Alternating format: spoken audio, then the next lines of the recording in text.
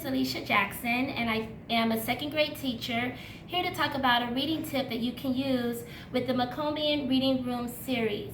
The Macombian Reading Room series was designed to help inner city youth close the achievement gap by becoming better readers.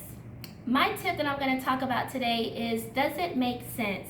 Sometimes readers can develop a bad habit by using and guessing inaccurate or incorrect words while they're reading.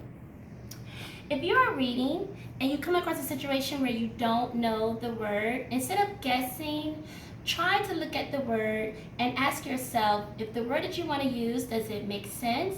Does it sound right? Does it look right? If not, then try to go back, look at the word, and rely on those strategies that you know to help you figure out the word.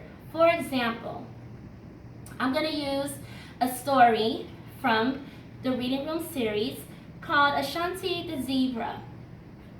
The first sentence says Ashanti was a happy zebra. Sometimes if the reader doesn't know the word zebra, they never have come across the word zebra, then they might say Ashanti was a happy, what's a Z word that I know?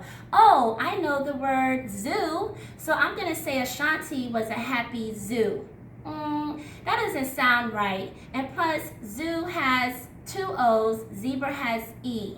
So they would have to go back, look at the word again, and say, wait a minute, there's a Z and an E here and a B.